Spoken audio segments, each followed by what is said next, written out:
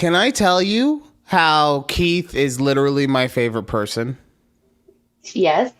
So not only did your husband get a new haircut, I know that even the people on YouTube aren't going to be able to see it because he's not in the room right now, but he got a new haircut, looks dapper AF. But also, this man, he got you the perfect gift for your birthday. I saw that you posted something on Twix last night because your birthday was yesterday. Happy birthday, by the way. Congratulations. Thank you. And what did he get you? He got me grill. He got you a grill, like a grill to cook stuff on, right? Yes. Exactly. He knows exactly where your place is. Get into the fucking kitchen where you belong, woman.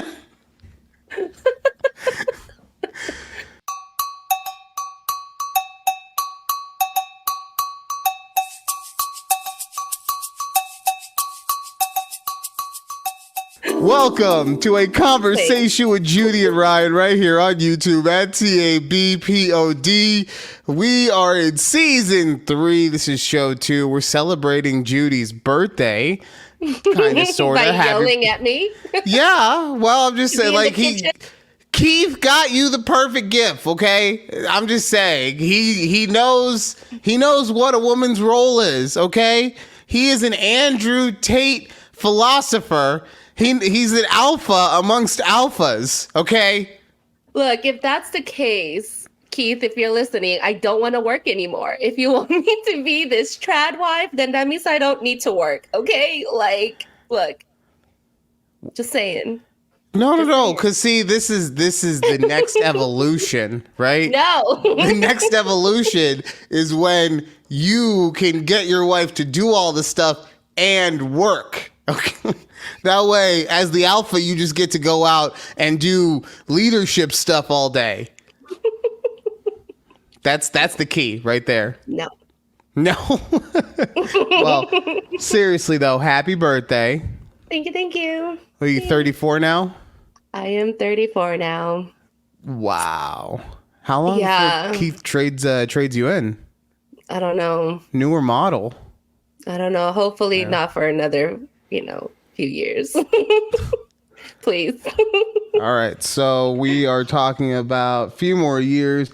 So Keith will need to start kicking tires around the class of 2028 at the maximum. Okay. We'll revisit this in a few years. Keith, we'll talk. Maybe we can go around just handing grills out. I don't know. Oh my God. Okay. Oh, all right. So I came across this story and it really, it upset me more than it probably should have. Okay.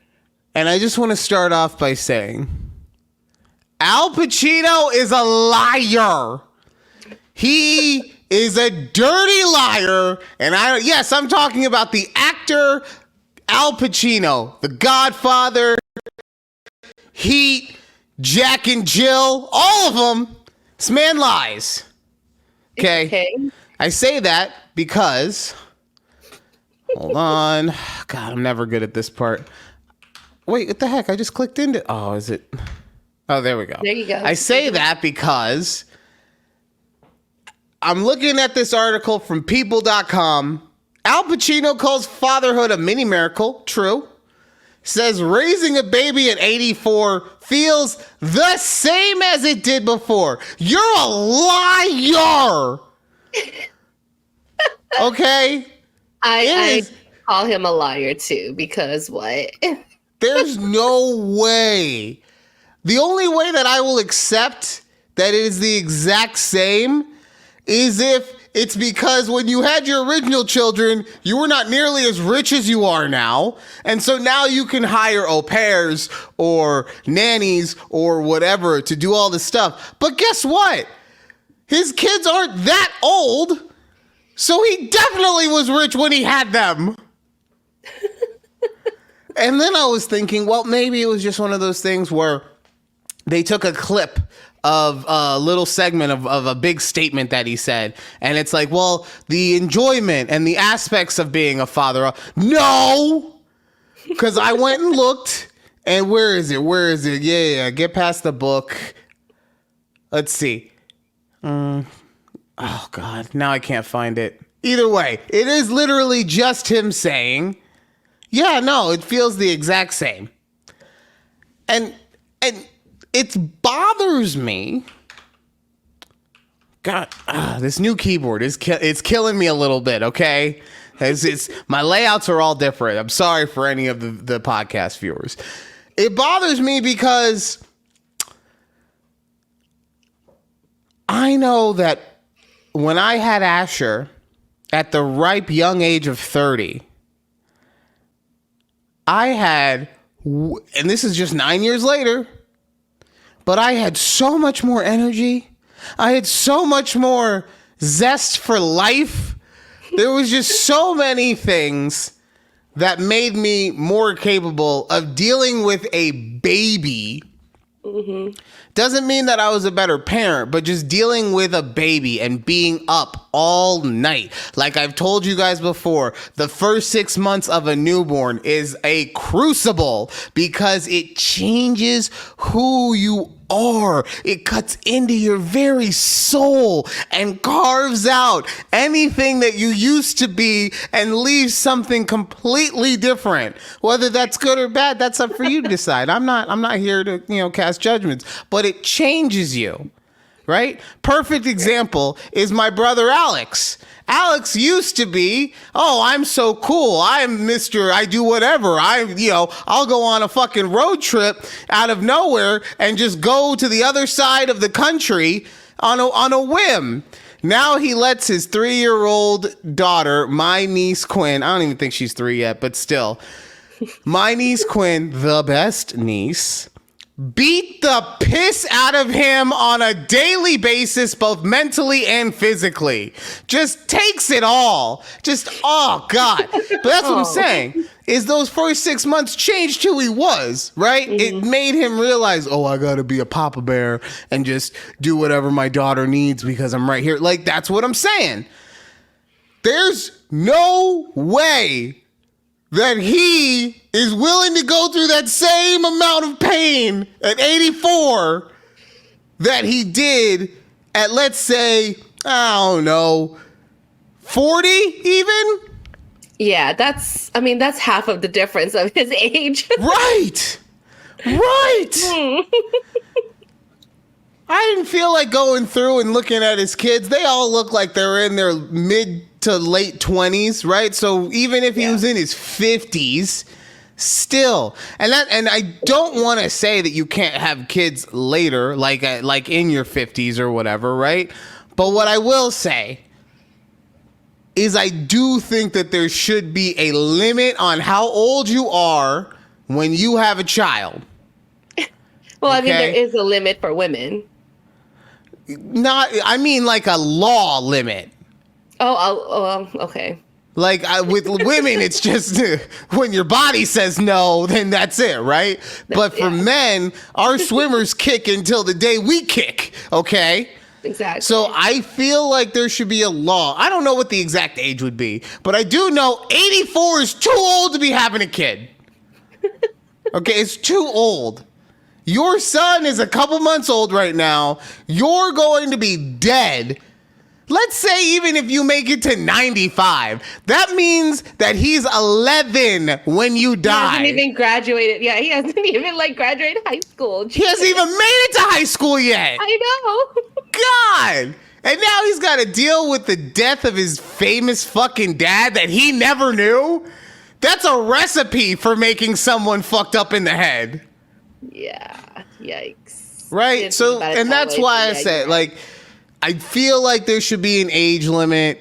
If I were going to put something on it, I would say if you're old enough to retire, then you're old enough to not have any more kids.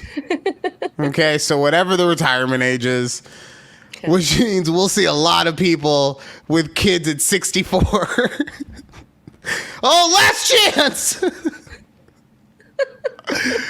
But yeah, like I saw this story about Al Pacino. I got so wait, upset. does that mean you would put like a mandatory vasectomy at 65?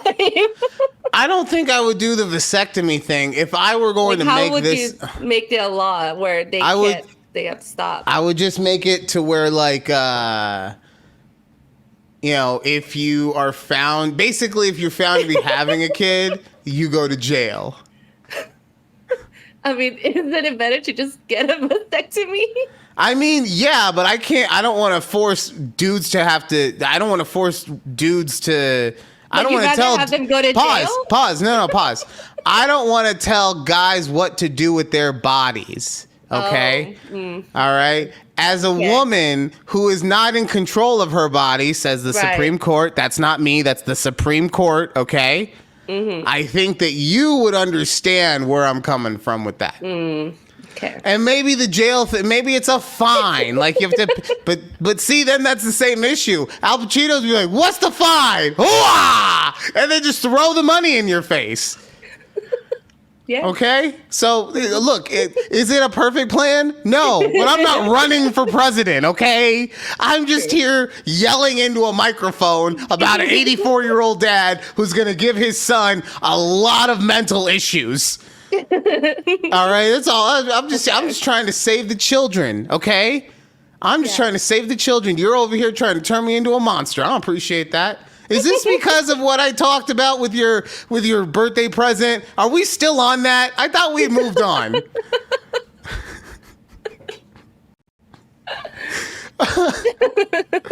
Oh God.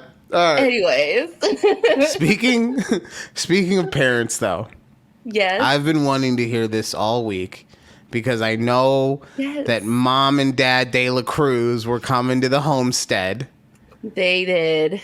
And I know you were worried about it because Mom was going to just shred everything, and you were worried about getting the right coffee, and that made me think about if my mom came to my house and I could only give her G Fuel.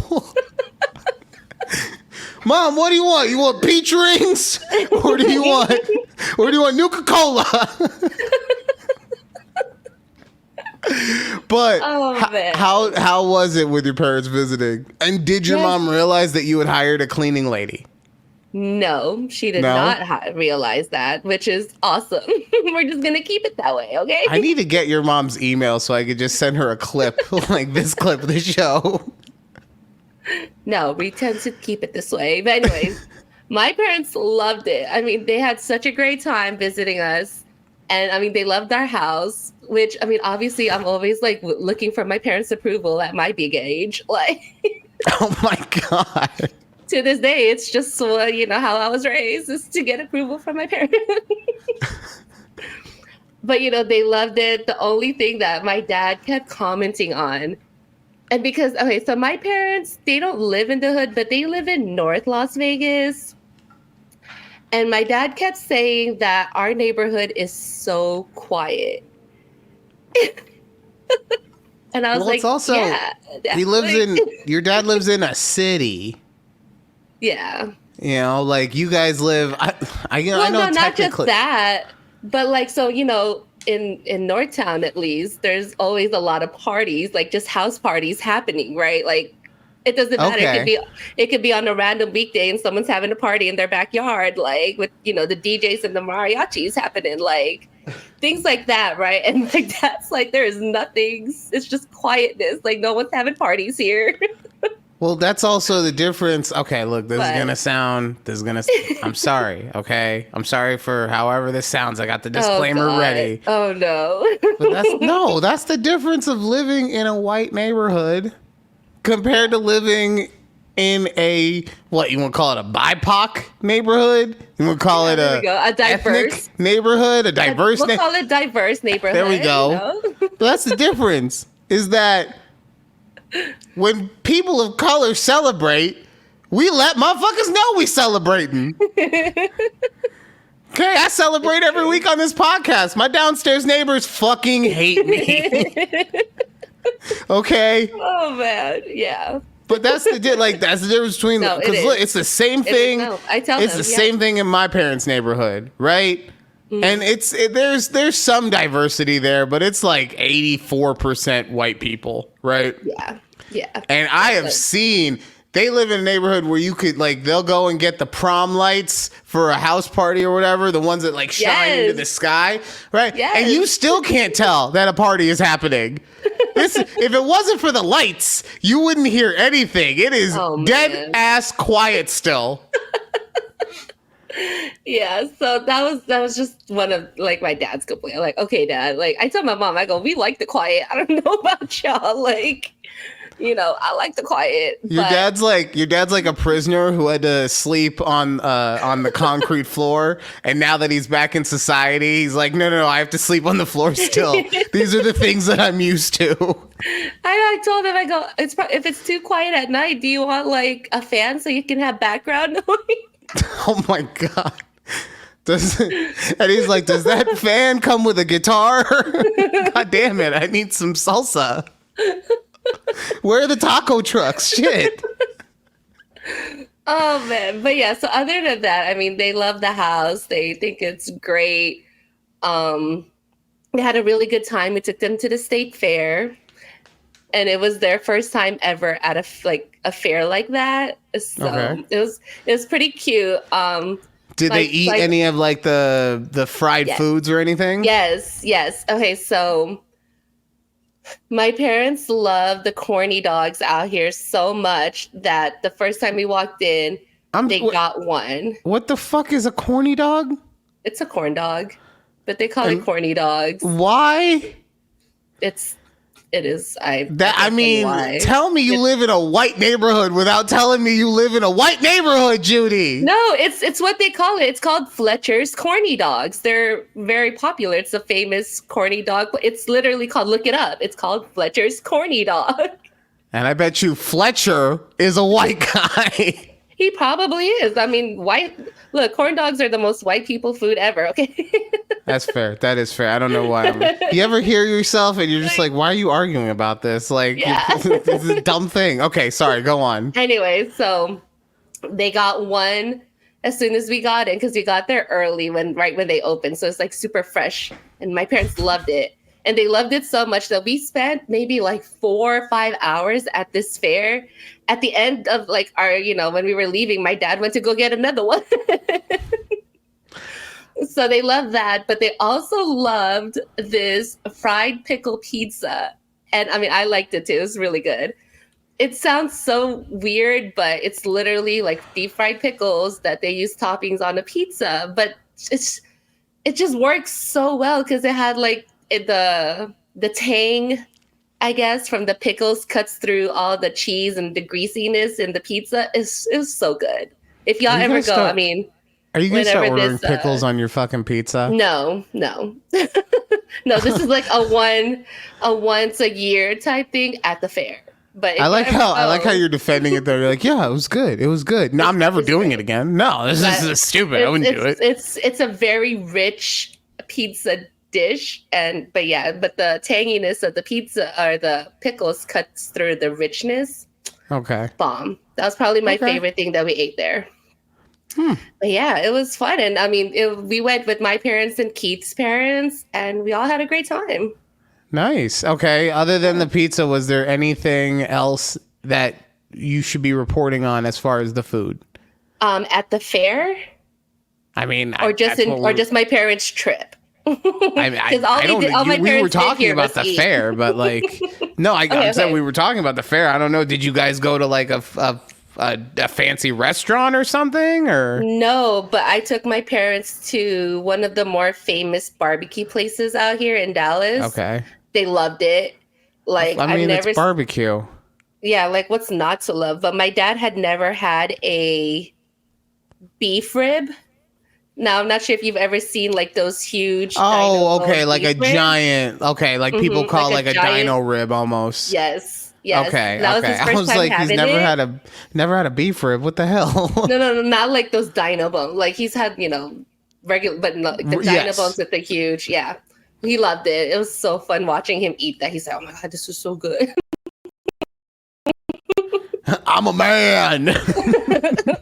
But it was such a it was a more relaxing trip. And, you know, my mom told me all the family tea. Like, I love it. Like, I missed hearing all the family tea that was happening. Why don't you just FaceTime your mom? Mom, I know we do, but it's different. It's different when you're like chisme in person. I don't know. It's just chisme sessions in person just hits different than if it's on FaceTime. But how? Like, I don't understand. Like, you're looking at like the person, you have more emotion with when you're in person. I think you're technologically My mom can do more stunted. like, you know. I think why don't you do something like this with your mom? Like, set up a video chat and then have her set up one on her computer. Then you're like, with all the hands and everything. They don't have a computer. They don't have a computer? No computers at all. I mean, they have an iPad. I mean, okay, so have her set up a stand for the iPad. They don't have a computer at all? How do they survive? They don't have a computer. I don't know what to tell you. Well, that's insane that they don't have a computer in today's day and age. They don't have a computer. They don't have a laptop. They don't have a physical Get them desktop. a computer for fucking Christmas, please. They don't want please. one. Oh, who cares? I don't want I'm not gonna buy it for them if they don't want it. I don't want to go to work every day, but I do. I need to go to work. They need a computer. Yes, no, they don't. Oh. God, like, I feel like at some point technology is gonna get too far for your parents, and it's gonna be your fault. It's gonna be your fault. I didn't get them a computer? Yes. They don't want one. Yeah, but you're the next generation. You're supposed to be telling them what to do now. Listen, they had a laptop. I don't know what happened to it. They probably, they never used it because their daughter didn't make them use it. But what's the need for them to use it? That they can't so that they are technologically savvy, that when AI takes over, they won't be like, I don't know what to do. Okay. Or like when I was reading a story the other day about a hacker who hacked into a bunch of Roombas, right? Maybe they can get the hacker out of their vacuum cleaner. I don't know. All I know is that you need to have a computer. Okay. It's like drinking water. You need to have it. It's a utility. I mean, honestly, we'll revisit this. We'll revisit this. Okay. Because honestly, I'm not a fan of your child skills. Okay, you need to be a better child for your parents. I'm not getting them a computer. And that's like that. I said, we're gonna put a pin in this. Okay. No, we're gonna put a pin. Just letting you know. That's it. That's the end of our conversation. The king says it's a pin. End of conversation. Says the birthday girl. Okay. Oh, whatever. We're doing the whole month of birthdays shit. No, it's just a day after. I mean, we would have recorded on Thursday. It would have been the day before, so it's technically still. Oh, God, fine. I was going to get you a real present. Okay, this is your birthday present now. That's how that works. Okay. Speaking of parenting, let me tell you about my parenting. So we got a message from Asher's school. And yeah, right? That's how I was thinking, too. I was like, oh, God. Another one. Yeah, exactly. Well, first, let me tell you this real quick. This is not anything to do with what I'm about to tell you, but I did get a phone call from his nurse's office yesterday, or 2 days ago. Apparently, he was under the jungle gym equipment, stood up too fast, bumped his head.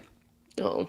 And went to the nurse's office. The nurse. We have in Nevada, we have a concussion protocol now that kids go into when they hit their head. Wow. I mean, I guess that's kind of good. It's just like all it is they just look for the signs of a concussion. You have to stay in the nurse's office for 30 minutes and they send you home with some paperwork type stuff, right? But this kid, he's talking to me on the phone. I'm like, hey, bud, how are you feeling? He's like, oh, I'm okay. Like, my head hurts. But I'm like, all right, well, you think you're going to be able to go to class? He's like, yeah, but I'm going to have to take this thing with me.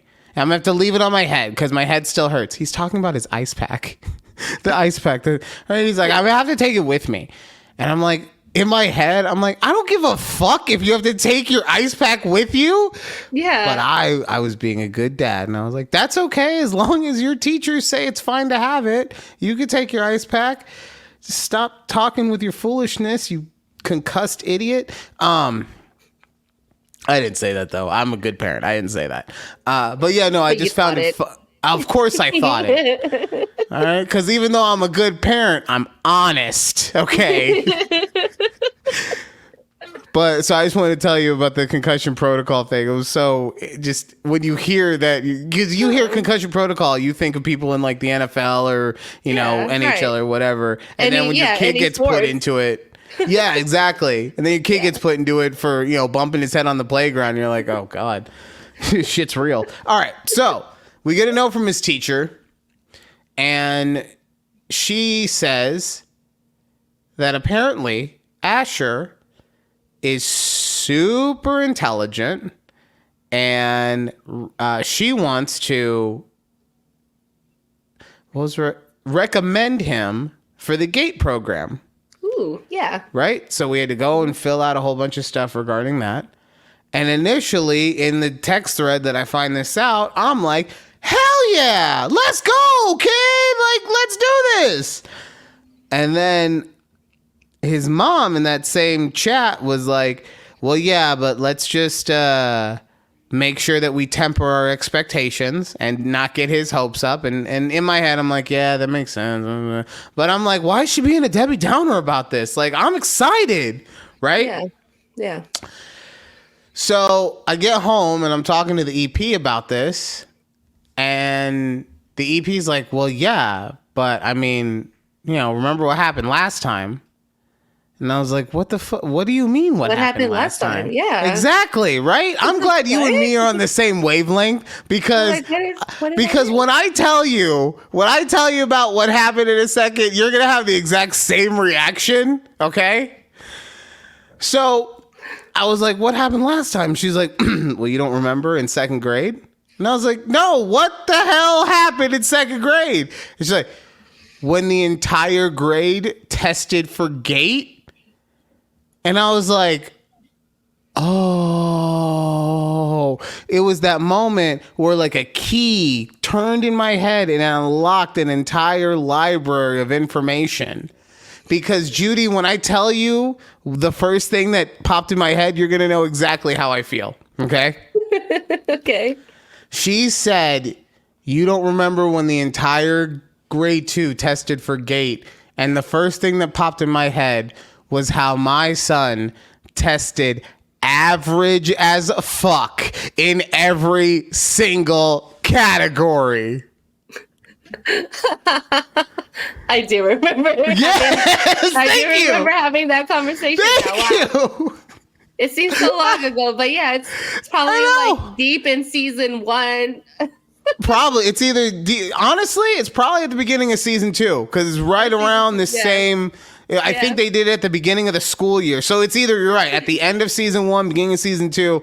But yeah, I remember that and I was like, oh, fuck. So it's like now they're just realizing his potential.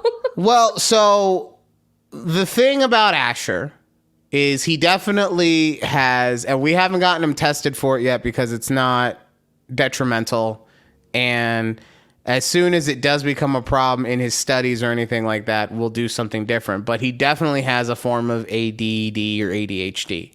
Mm-hmm. And the reason I know that is because when it comes to instructions, and this might be like, when I say he might have it, it also might be like in the way that you can, and this is probably the wrong terminology, but the way you can grow out of it, like, because your brain is moving so fast when you're younger that as you get older, it slows down a little bit. Okay. So maybe he doesn't have it in the same way that his dad has it, but he's also genetically predisposed because look at his dad.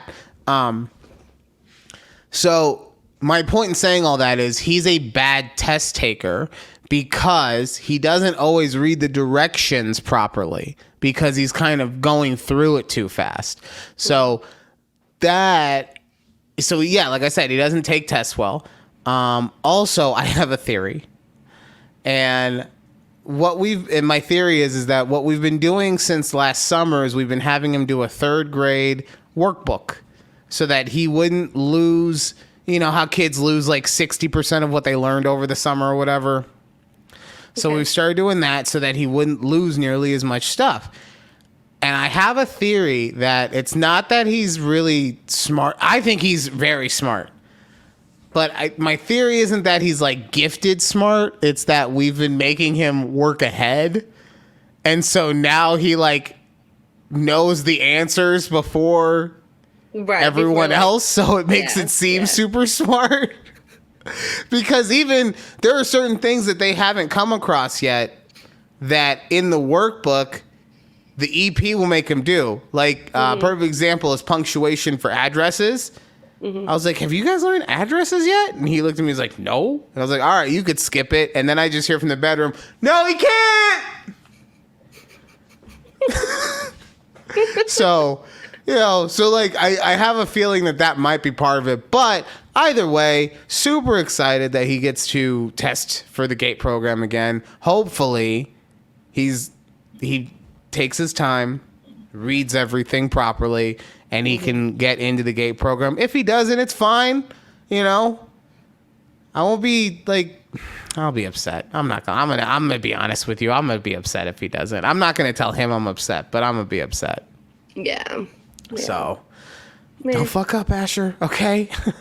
if you're listening to this, which you better not be, because I told you you're not allowed to listen to these podcasts. Don't fuck up. Yeah. Oh man. But yeah, no. When the EP told me that he had tested before, I was like, "What are you talking about?" I didn't realize is that something new where they test the whole grade to see if they can get into the GATE program? I believe so.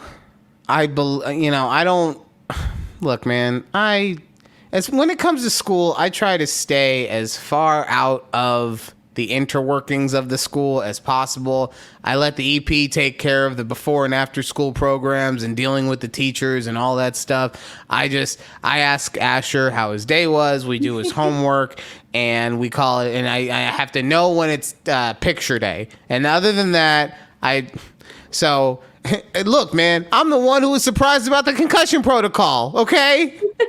You think I'm going to know about GATE? True. You're right. All right. Oh, man. It is time for... I don't know why I do this like a fucking game show host every week. Either way, it is time for Am I Overreacting? Let's see. Okay. So, am I overreacting about my girlfriend / coworker not wanting us to be a couple at a work party? Okay. My 47 male girlfriend, 36 female, and I work together. We've worked together for the last 4 years. Really good friends for most of that time and just started dating a few months ago. She's a much more private person than I am. She doesn't want people at work to know we're dating because she doesn't want people to think differently of us because of it. Things with her are amazing. I love her so much, and I know that she loves me a lot. We have an amazing time together and talk all the time about everything. We're talking about moving in together next year and getting married after that. One of our coworkers is quitting. There's a party that about 30 of us were getting invited to after hours at a bar. I thought it would be the perfect opportunity for us to appear together and make it public. She wants us to arrive separate and not act like a couple. I told her that's going to be difficult for me. I told her I respect her wishes at work. I stay away and it's all professional. A few people that we work with know about us. They will be at the party. Going to the party and pretending like we're just friends isn't going to be easy. I told her I risk upsetting her by doing / saying something to let other people catch on that we're together. I said if we arrive together, at least we can control the narrative. Then it's not like a big secret and people can get over it quicker, instead of a few people at a time finding out. Am I making a big deal out of nothing? Should I just get over it and pretend we're at work? Is there a power dynamic? Because he's so much older than her. Is he like not a superior?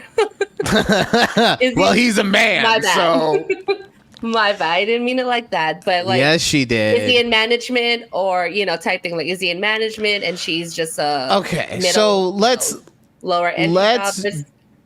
Let's just put it. Let's say that for HR purposes, okay, we are going to say that they are on the same level. We're going to say that they're in different departments even, okay? Okay. So maybe he is in management, but he's in accounting and she's in administration. Okay. You know what I'm saying? Like, okay, fine. Fine. He's in accounting and she is in sales. No, but still, let's just say they're the same level. They're both managers in their different departments. Okay, now they're both managers. Wow. Yeah. Wow. Why can't the woman be a manager and then the dude is just in sales?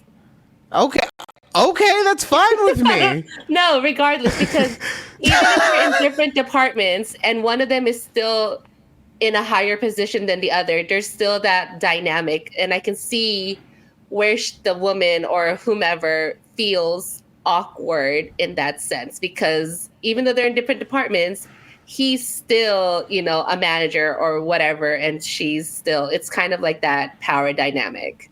So what if she's the manager? What if she's the manager and he's not? It should still be the same because it's still a power dynamic. They could see that she's taking advantage of this lowly employee type thing. It's really, that's where my issue with this. I see where she's your issue with it is something that you've completely created. I hope you understand that. I'm just letting you know. I pause real quick. I get what you're saying about power dynamics in the workplace with managers and lower employees. My point is that you are specifically creating that scenario for this story. I know, we don't know. That's what I'm saying. Exactly. We don't. So let's just, for all intents, separate sections of the workplace, and they're on this. No one's in management. Okay. No one's in management. If that's the case, then. And they've only been dating a few months though? Yes, no, they've known each other for a couple of years. They've only been dating for a couple months. Maybe she's just not ready to let it be known in public. I think he might be overreacting. That's going to be my 100%. This dude is overreacting. 100%. Look, one, thank you for bringing to my attention about the couple months thing. Okay, because that specifically says a lot more. Even if you're talking about moving in together and getting married and all that stuff, it's only been a couple months, right? Now, if you were actually moving in together, like it's happening this weekend type stuff, that's a different scenario, okay? If you're actually going to put a ring on her finger, even if you haven't moved in yet, that's a different scenario, right? Yes. What I will say is, regardless of, just going back to the office aspect of it, regardless of whatever the dynamics are, y'all motherfuckers need to go to fucking HR and let them know about this right away, okay? Yeah, right away. That's like your first step. You don't tell you don't show up at a party together acting as a couple without like HR already knowing about this beforehand. Now going on to why he is overreacting. The reason he is overreacting is because he has already agreed that at work, he will not let it be known in any overt kind of way that they are together. And while this thing is happening outside of work, for all intents and purposes, it is a work function. Socially, anyway, right? You're not going to get in trouble if you get too drunk and call Pam a bitch, but socially, people are going to look at you sideways when you get to work the next day, right? And so that's what I'm saying. This, for all intents and purposes, on that same social level, is like being at work. You have agreed that you are not going to bring attention to your relationship in a work environment. So therefore, she is correct in saying, look, I think probably the whole like being espionage about it and not talking at the party and showing up separate. Like, that'll bring more sus to your situation. I feel like I feel like this is one of those things where like they're overcomplicating it. But at the same time, like, no, you have agreed to her parameters of not wanting to make this thing public in a workspace. Sorry, bro. Like maybe even forget like the moving in and the putting the ring. Maybe if you guys had only been together or had already been together for a year or something like that for a substantial amount of time.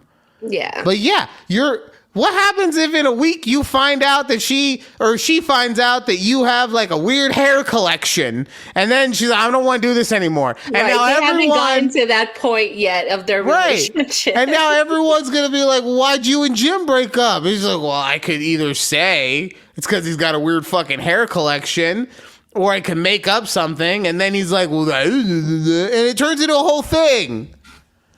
Yeah. But also, I also don't believe in dating coworkers. That's been a hard pass for me. So you never dated a coworker? Nope. Oh, well. I can't So say you the same. you say, have you dated a coworker? Can't say the same. I would say, I mean, because obviously it ended, and anytime something ends, it's not the best, right? But it wasn't like that was brought like to the forefront. I'll put it that way. We tried to be as professional about that aspect as possible. I may have quit my job. All right, that does it for this episode, or for this first half of a conversation with you. Whatever, okay? I was being an adult. I walked into my manager's office and I said, I can't work with that bitch anymore. I quit. And that was it, okay? That does it for the first half of this show. Oh, man. Wow. I can't wait for you guys to see this video that we have from TikToker, because this dude is spitting facts. So just stick around. Go take a bathroom break. Go get some water. But just all you have to do really, you just hit pause, or you can take us with you. You want to take us with you? I mean, if you got your headphones in or whatever, just go. All right. So yes, we'll be right back. It is a conversation with Judy and Ryan. Woo! Woo!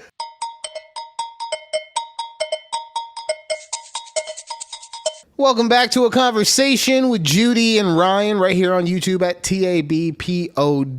Also check us out. All the social medias. Become a member of our Patreon anywhere you go at TABPOD. Unless you just want the podcast. If it's just the audio version of the podcast, you search a conversation with Judy and Ryan. Look, okay, we are not business people. We are creatives, okay? We didn't think everything out, but we're getting there. So we're getting there. Remember, if you want to join the Patreon, be part of the ticker team, where your name will show up at random parts throughout the show. Just got to be in that $5 a month tier level on our Patreon at TABPOD. If you don't want to, you don't have to. Like, you're here. That's all that matters. You're here. You're with us. If you could do the like, share, subscribe thing, especially like and subscribe to the channel, like the video. How many times can I put like into one sentence in a 30-second span? These are the things that ponder in my head when I should be paying attention to the show. Okay. All right. Judy, does Keith have any female friends? Yeah. Why do you say yeah? Maybe Yeah. I mean, I've met a few, but it's not like they hang out like besties type thing. Okay. Yeah. Okay. And these female friends, do they predate you? Yes. See, look at you. Yeah, yes. Because I'm about to show you. Judy found this TikTok, but it is 100% facts what this man is about to say. When it comes to females and males being in relationships and making friends with those of the opposite sex. Hold on. There we go. Maybe this is an unwritten rule in relationships, but y'all tell me. When you're in a relationship, ain't no new opposite sex friends. Now, what you bring with you, that's cool. For example, I have a best friend. She's a girl. We've been kicking it now for over a decade. We're locked, right? It's stuck. Her kids are my god kids. Like it's legit. See what I'm saying? Her and my old lady hang out without me there. It's real. When it's real, that's how it should be. You feel me? Like, they're friends. My old lady has 2 guy friends, a gay best friend and another guy that's straight. He happens to be married, right? But I would hang out with either one of those guys because they're cool. You see what I'm saying? However, I would never come home and say, babe, I met this girl at Walmart. I just met this girl at Walmart. She cool as hell. I'm going to go grab drinks with her later. Boy, I'm a duck as I'm saying it. Just like I would not think she would ever come home and say, babe, I met this guy at the gym. He's really cool. We're going to go downtown. No. Ain't no new ones. What you brought is fine, but ain't finna be no new ones, dog. So he brings up the fact you can't get new opposite sex friends once you are in a committed relationship. Completely agree, right? Mm-hmm. The only thing that, and I wasn't planning on talking about this, but the one thing I would say is kind of a caveat, and I want to hear your opinion on this. Okay. I feel like if that other person is gay, that changes the dynamic a little bit. And that it would, look, here's honestly what I feel like. I feel like if, and this is just me being a man, being all patriarchal or whatever, sexist, misogynist, whatever you want to say, I feel like if a guy comes home, or if a girl comes home, and she says, I met this guy, he's gay, we're going to go hang out, that I, as the man, kind of just have to eat that, right? But if my wife came home, or I came home to my wife and I said, I met this girl, she's gay, we're going to go hang out, she would still be like, no. Interesting. I would just be, no. That's all I would hear in the house.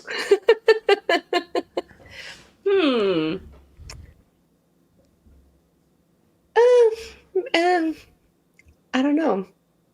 Yes, you do. You just don't want to say no. You just don't want to say that I'm correct because you know, no matter what, Keith could come home with the most bullish of lesbians, buzz cut, shorts, flannel shirt, and you would still be like, I don't like this.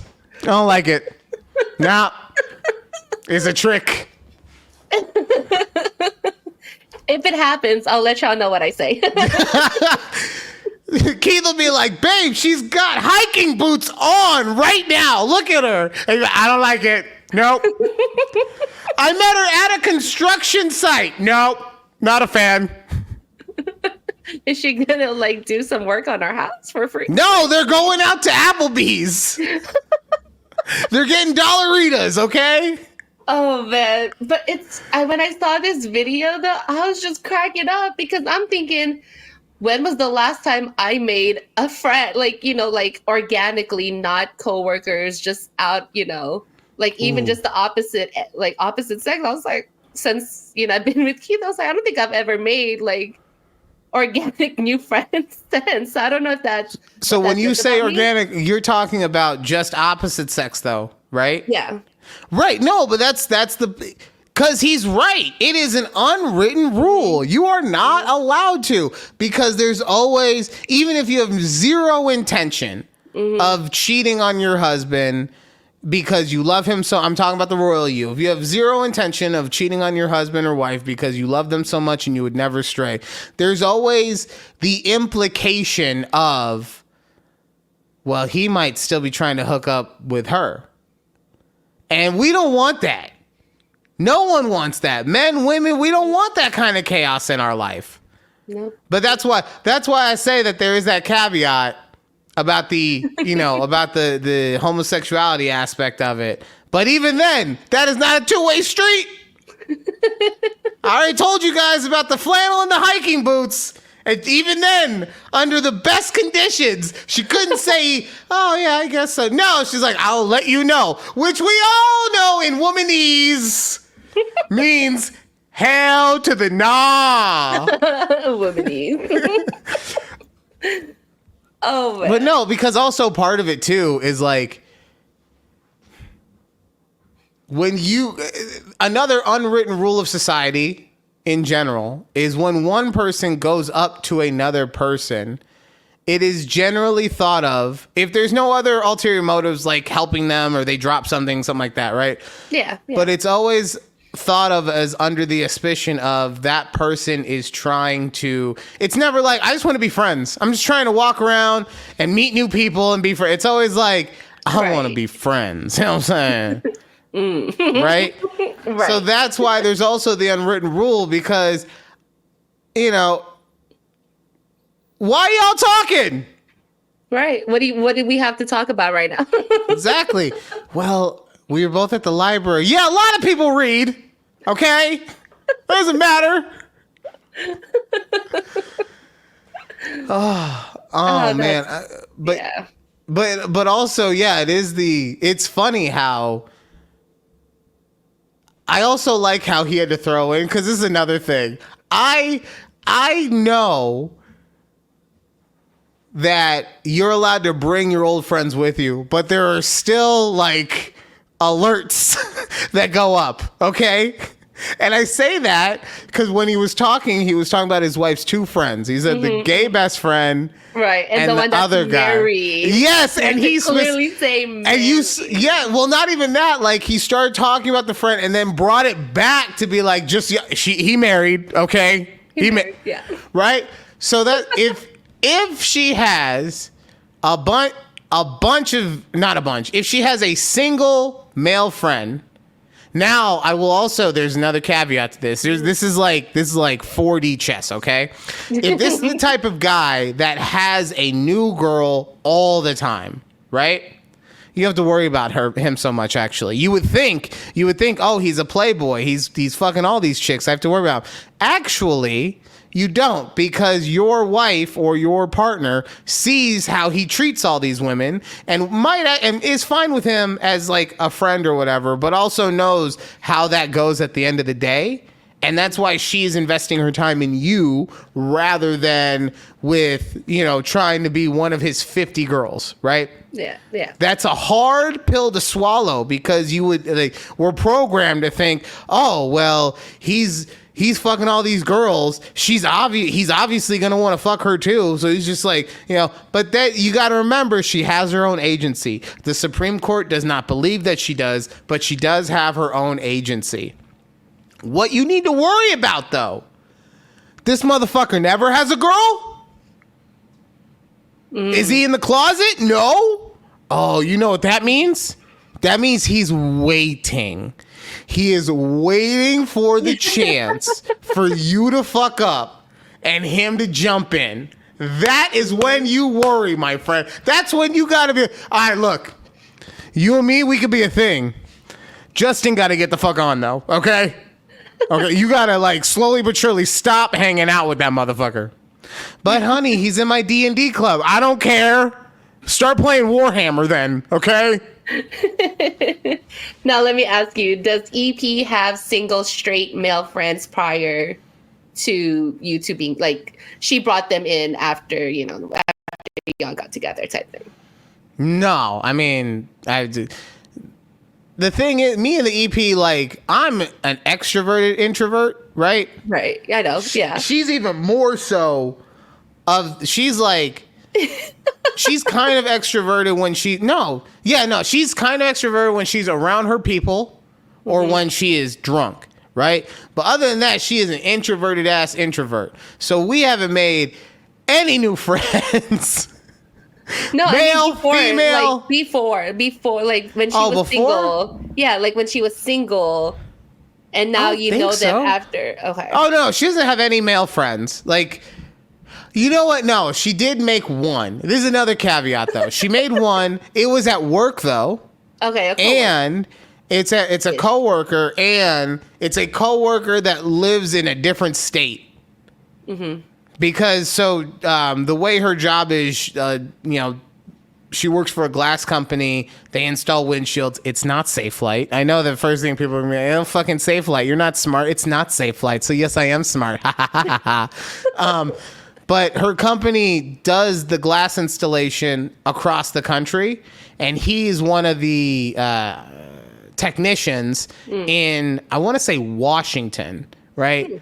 So, over time and just talking to each other slowly but surely, they did become friends. And I do believe that they didn't actually become full-on friends until after we started dating. But that's different states. And they don't video chat, and it's all during work hours. If it was anything more than that, Daddy's not allowing it, okay? Is that how you describe me to EP? Like, no, Judy's in Texas and she married. So that's the only reason I'm allowed to do the podcast with you. Okay? Are you fucking kidding me? Like, I'm not kidding about that. So I'm gonna tell this story. She's gonna get pissed I'm telling this story, but I'm sorry, I gotta tell it, okay? Okay. Now this also goes back. She feels 100% differently now, right? But this goes back to, we've been doing this podcast for 2 years now, and probably about 6 to 8 months before that. So her and I had only been together for a couple of years. Like, our relationship time together has literally doubled since then, okay? And I'm thinking about doing the podcast. And I'm like, who would I want to do it with? And I wasn't sure about the technological implications if I'd be able to do it with you, right? Right. So I wanted to initially do it, or I was thinking about initially doing it with Sylvia. Sylvia's been on the podcast, or been on our podcast. She lives locally. I've known her since fucking college. God, right. I'm so old. So that was the thought process. I even did a whole meet and greet thing where we went to lunch with Sylvia, so that the EP could meet her, get to know, like, just an old friend type thing. Nothing there. She's also married and happily in her own relationship, right? Got to bring that back. Married. Okay. So I'm going through all that stuff, and I could just tell, like, she wasn't saying no, right? Right. That's the one thing I'll always say about the EP. Even when it makes her feel the most uncomfortable, she will support me no matter what. So she wasn't saying no, but I could tell that she wasn't on board either. Right? When you get that feeling like they just kind of hesitant. She was just feeling hesitant. Yeah. Right. So I was like, what's going on? She's like, I don't feel comfortable with you being around this girl all the time, blah, blah, blah, type stuff. That's me paraphrasing 100%. I'm trying to remember a conversation from 2.5 years ago. So give me. But that was it. And then I was like, okay. And I went back to the drawing board and I took a look at all of the fucking technology, because, post-COVID. So I was like, there's got to be a way to do this efficiently, right? And even though we tried to do it efficiently on Zoom, it wasn't. But that's when the head, like I said, started turning. And I was like, I should just do it with Judy. It's perfect. She's in Texas. I'm in Nevada. She's married. And honestly, even then, I think to a degree, even then she was still like, I'll allow it. But look, my girl is a Latina and she's a Leo. If that is not a recipe for some kind of jealousy, then I don't know one for you, okay? That's just how it is. And like I said, at the time, and you also say, oh, you guys were together for 2 years. 2 years, not that long. In the grand scheme of everything. Like, I think we'd only been living together for like 6 months at that point. Okay, yeah. Like, it's in the grand scheme of everything, not that long. So let's all just relax a little bit. Okay. Yeah. Okay. I went way too long on the TikTok guy. I am sorry about that. But I'll tell this story real quick, actually, since we're talking about the EP. So we got an update, as I told you about her condition, right? We got an update. And so she finally got to go see the oncologist. That has been something we've been dealing with for months. And then also with that, like, fucking tangent. Fuck you, TV. And anyone who's ever had cancer on a television show, and I'm talking about the characters, not the actual actors, right? And the reason I say that is because they make it seem like you get fucking diagnosed and cured within 3 episodes, which in life is like a couple weeks, right? And it's actually something, it takes months and or years to deal with. So fucking every television show in which a character got cancer and then 4 episodes later was like, I'm cured! Fuck you, okay? I just had to get that out. It's been sitting on my soul. I had to get that out. So she went to the oncologist and she comes back and she calls me and she's, upset because it's an over inundation of information, right? The oncologist like, you got to go get this biopsy and you got to go get this set up and you got to go get your blood work done here and a whole bunch of stuff, right? So she calls me and she's like, and I talk her down, all that stuff, right? But she called me while I was at work, so I also couldn't take like a 45-minute conversation. So, right. I was doing my best to be comforting to her, but at the same time, not trying to belabor it, which no matter how I describe it, sounds like I'm being a shitty partner. So sorry about that if that's how it came off, love. But afterwards, we go back to work and everything. I come home and she's calmed down a little bit. And she's like, yeah, so... like I was saying, the doctor's going to get me set up with a tube and that way I'll be able to start my treatment. And I said to her, I was like, what are you talking about? Treatment? You didn't tell me about treatment. You told me that you had all these appointments to set up and you had blood work and blah, blah. And she's like, well, yeah, but he wants me to do all that because, if I can get everything done, then we can start the chemo in a month or so when I come back. And I was like, oh, he told you that? He's like, yeah. I'm like, oh, okay. Because she hadn't told me that in the original conversation, right? Yeah. So I'm like, okay. And then it goes on. She's telling me how she talked to her dad and her mom and her sister and my mom and my brother and blah, blah, blah. And I'm doing the math and I'm like, and you told all of them that you're getting chemo? And she's like, yeah, I told everyone. And I was like, so I was the last person to know that you're getting chemo? And she's like, I didn't tell you? And I was like, no, you didn't tell me. Because that was the other thing. I was listening on the phone and to myself, I was like, I know she's going through a lot. And I know that this feels like a lot of stuff hitting her all at one time. Mm-hmm. But this feels like kind of an overreaction to her being told that she just has to go get more tests done. And I didn't say that to her. It was in the back of my head. But then when I found out that she's got to start chemo in possibly less than a month from that day, well, yeah, that's fucking scary. Yeah. And then to find out that I was the last one to find out about it. Like, did she tell them all on the same day? Like, after she hung up with you, then yeah. Oh no, she's like a fucking telephone tree. She just fucking chemo, chemo, right? And that's fine. I just, I'm not even upset about it. I just found it so funny that I was the last person to find out about that thing. Yeah. And I can't make a joke about it in this moment. For whatever reason, like I'm just incapable of actually making one. I'm usually very funny, I think. Hopefully. I don't know. Not right now. All right. Yeah. But yeah, so that was what's going on with that. So, we'll keep you updated with that. But honestly, I'm happy about it because at least now it means that we're moving forward. And it just really does show me how stupid our healthcare system is. Forget everything else. Just the fact she had to get a biopsy done in order to go to the oncologist, right? And the oncologist is now having her get different biopsies done. She was going to have to get it redone anyway because apparently the sample came back not usable or some shit like that. Mm-mm.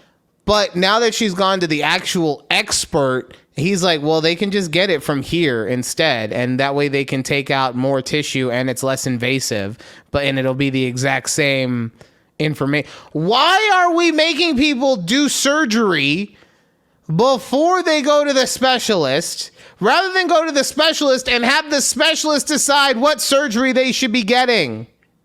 Yeah, it's very backwards. Is that because like her insurance required it that way, or I'm guessing that's why, but either way, it's fucking stupid. Okay. Yeah, because I don't think I've ever had, like, you didn't have a consultation before having a surgery. Like, that's never happened on our end. So right. And I could understand if it was a scenario where, like, well, we don't know if it's cancer, so we need to do the biopsy to see if it's that. But all information coming in was it's the big C.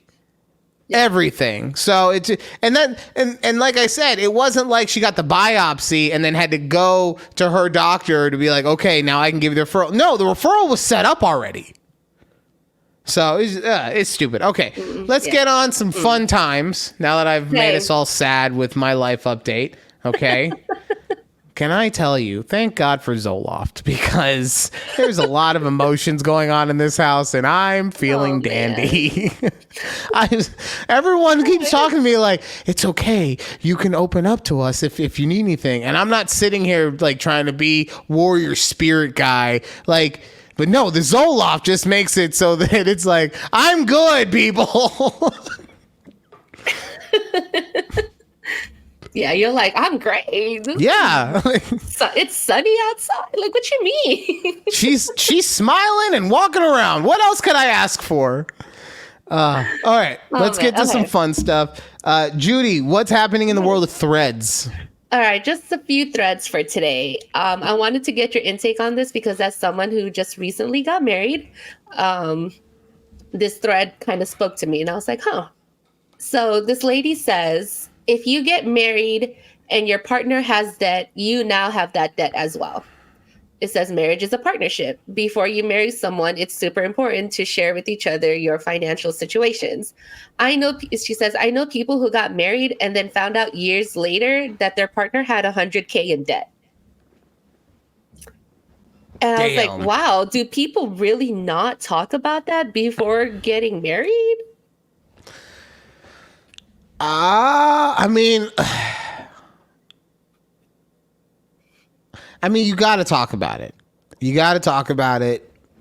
Yeah. I will put it like this. For me, it wasn't like I gave her a forensic breakdown.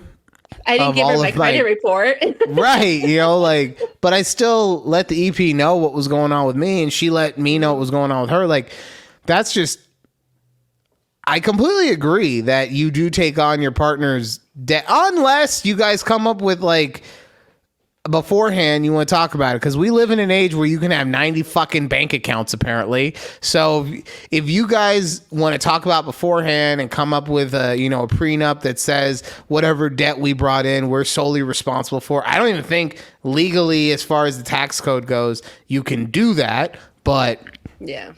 If that's the case, okay, I'm not bothered by that because you're still being open and honest about everything that's going on with you. But yeah, you have to tell someone. Forget 100,000. If you're 10,000 in debt, you should let. The only time I would say it's okay to not bring that to the forefront, and this also would depend on how much money you're bringing in, is if it's less than 5K. If you're less than 5K in debt, that, in my opinion, is really 1 year of just putting your nose to the grindstone and overpaying whatever debt you have to get out of it, right? Now, like I said, that's all dependent on what you're bringing in financially and all that stuff. But that's why I say that anything under $5,000, I don't think you need to go out of your way to be like, honey, I just need you to know I'm in all this debt, and I want to be honest and open with you about it before we get into this long-term relationship. Okay, it's $5,000. All right, let's calm down. Like, as long as you don't keep adding to your $5,000, right? There's a difference there, girl. Or if you do keep adding to it when it hits $5,000, when it goes over the $5,000, now you have to talk to them about it. Like, hey, I've been trying to pay down. ground. I've been trying to pay down this $3,000 for the last year and a half, and it's now $5,000. Like In that you know, situation, so think about, okay, now I want to pick your brain about this. Let's say your EP did bring in like $3,000 of debt before you guys got married, and you see that she's only able to make minimum payments on it, so it does keep growing. Will you, like, are you as your husband or as her husband willing to pay portions of your salary to help her pay that down faster? I would have to see why it's still growing, because yes, I get what you're saying with the interest, but even with making the minimum payments, there should be somewhere where it's getting low. You get what I'm saying? Like on some level, it should be getting lowered. Even if it's just like it was $3,000 and I've been paying the minimum for a year and now it's $2,985. Like, why is it still growing? Would be Right. the issue there for me. I wouldn't have an issue with paying if everything is just fine and it's just like, we just want to pay it down faster. Yeah, I don't care. Like, our money is our money. It's money. Yeah. The thing that I've always expressed to her to do, and I do it to a degree too, but I really made sure that she did it, is that she takes no less than 10% of her paycheck and she puts it into her own account for her own, so that if God forbid anything happens to me and like because of that the accounts are shut down or whatever, that she has her own money just chilling. If she ever wants to like splurge on something for herself, doesn't want to take it out of the family account, she's got her own money to do all that. And that's why we have that. Yeah. But my point in saying that, though, is that if everything's equal and it's just like we want to get this debt taken off, like I said, it's a teamwork. Like, I'm not paying down her debt. I'm paying down our debt. Yeah. Right. And that's how you have to look at it. Now, like I said, someone comes in and they're like, yeah, I got $100,000 in debt because of a failed strip club that I tried to do. Right. Okay, well, maybe I don't want to pay an extra $200 a month on that one, right?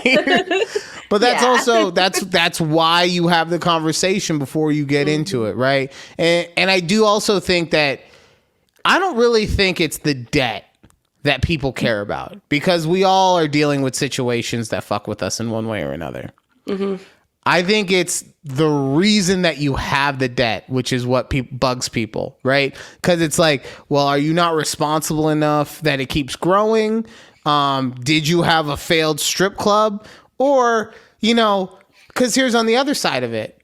Oh, you were sick and you just couldn't pay your bills and it put you into a bad financial state. Oh, you went to college and you have an exorbitant amount of student loan. Like, that's what I'm saying. It's not like, $100,000 of debt is not all equal, is my point. Yes. Right? $10,000, $4,000, whatever. It's not all equal. Right. Now you tell me, oh, I just really wanted to get this super cool pop collection because I love Funko so much. Well, okay. Well, we got to have a conversation. I put myself into debt with all these fucking Squishmallows. Oh my God. Right? But that's why I think it is more of like the communication aspect of why you're in debt rather than just having the debt itself. Yeah, I agree. Cool. Okay. All right. I'm not trying to rush you. I just want you to know we have about 10 minutes left, and I know that you have a story. We'll do that one. That's it. We'll do the rest for next week. It's not. Okay, I'm just because it's your story that you're about to tell. So I would like to tell my story. All right, go for it. Yes, so I have a quick life update. So yesterday on my birthday was my last day of working at my old job. Yay! Very excited, ready to pack up this laptop and company phone and ship it away because I don't want it anymore. So you're working on your personal laptop now for your other job?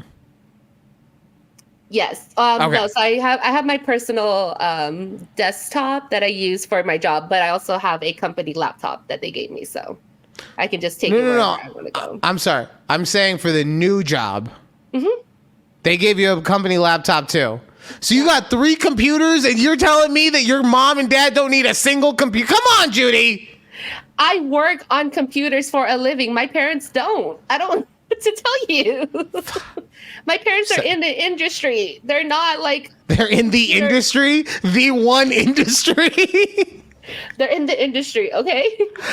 Well, it's my mom. She's in the casino industry, so... I just love how you're like, they are in the... You don't even... The industry you're talking about doesn't even exist where you live, okay? It doesn't. Anyways, back to my story. So yes, yesterday was my last day.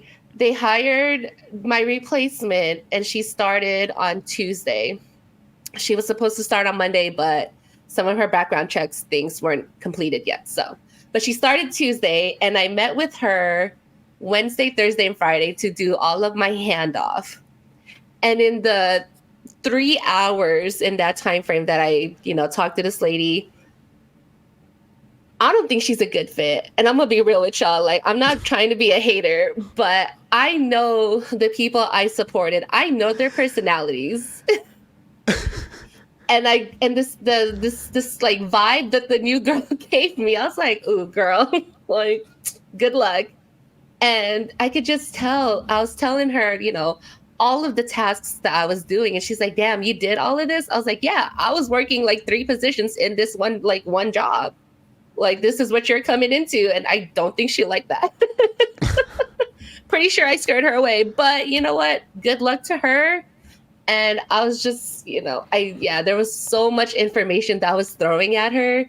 And she's just like, okay, yeah, you wrote that down, right? Like, yeah, I wrote it all. I'm trying to write it all down for you in this little nice document that I have. But at the end of the day, I told her, I go, look, I gave her my personal cell just in case she ever has any other questions. No, Judy, no. I did. I could have just been like, bye. You should have. Why? I don't understand that. I mean, like, I understand wanting to be a good person, right? Mm-hmm, mm-hmm. But you, like... so I'm so flabbergasted by this. All right. So I understand. Yes, because I understand wanting to be a good person, and I understand wanting to help someone, but you don't know this person. Like, you haven't known her for more than a couple hours. Like, if she was a friend that you brought into the company to replace you, would be different. Or even if it was like not a friend, because you would obviously have a friend's phone number already, but like if like a friend of a friend or a family friend, like something like that, I would understand. But you don't know this psycho. She's gonna reverse trace your phone number, show up at your house one day. And if it's so important that you need to be involved, then your manager should be, or then her manager should be reaching out to you. Yeah, look, I would think it was, I mean, I get where you're coming from. Like, yeah, and it's whatever on my end. Like, I'm fine with her having my number. But I see what you're saying. Block her crazy ass. I think there was this level of, I would think as big people, as big age people at our big age, that she would know when it's appropriate to call me or, text me about something. Like, I would think as that person. So right. And guess what? Most likely, and she might not be, but I think most likely what? No, I was gonna say most likely she probably is. You know what? Like, you're probably right. I'm putting goodness out into the world right now, and I'm gonna say most likely she. But you don't know her, and you're just handing out personal information. Like, get a burner phone if you're gonna do shit like this. Go get a Google number. It's not like I'm giving some random stranger off the street my number. Essentially, you've known her for 3 hours. I know the company she works for. I know who her executives are. It's not like, I don't know. Yeah, until you call the executives one day and they're like, we had to fire her crazy ass. She came in covered in goat's blood one day. Oh my God. Okay. Well, I'm just saying. Right. I look. I I'm don't just know. saying. Well, no, because like I don't live. I live in a right to work state, right? So you breathe wrong, and you get fired. I don't know what it would actually take to get fired at in a regular state. So that's why I got to go to the extreme, right? Came in covered in goat blood, started setting fires everywhere. I feel like that would be fireable. I would think so. Yeah. Maybe just a write up. I mean, you got to get the two write ups. Starting fires, that's arson, right?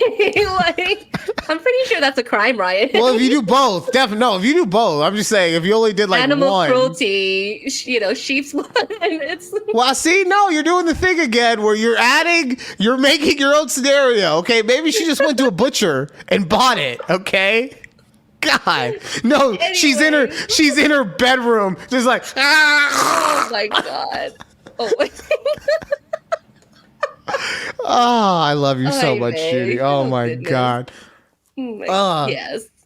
You're the type of person you would be at like a bar and like someone would be going over a sob story and be like, oh my God, I feel so bad for you. You call me if you ever need anything. I would not be that person. God, you're getting close to it. You're getting close to it. Piece by piece, you're in that fucking quiet neighborhood. You're needing to inject more energy and more chaos into your life. I'm just going to start handing my number out to people and helping them. God. Okay. Well, I hope that works out for you. We'll see. I'll report back and if this crazy lady comes out at me. Okay, so how about this, though? How about this? Let's just go the other side of it. We got a couple minutes. Let's go the other side of it. Let's say she's not crazy, but she asks you like 5 to 7 questions a day for weeks on end. Is that going to be good for you either? No, then that would just mean like I would block her. There's look, as professionals in our profession, there's a level of understanding. It comes with the position that we're in. So that's how I see it. That's how I saw that. But see, I would agree with you, except for the fact that professionalism ends at the door. Like, and by that I mean like it ends as soon as you walk out the theoretical door of that office. Like, you don't work there anymore. You are not meant to be a professional for that lady anymore. Now, I'm not trying to say burn the bridges as you leave. If, like I said, if a manager hits you up and is like, hey, we could use some help. Can you take blah, blah, blah of your time? That's different. But look, this is also probably why you're better in social situations than I am. Okay.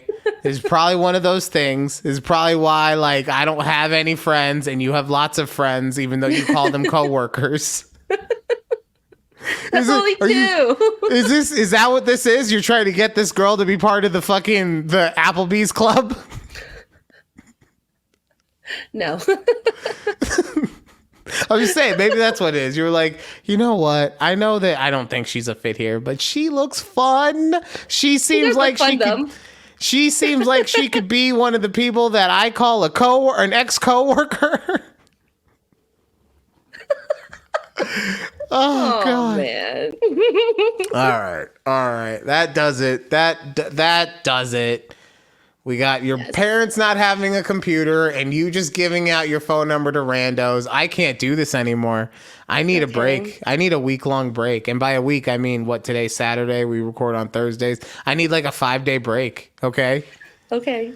Gosh. Honestly, no, we're just out of time. That will do it for this week's conversation with Judy and Ryan.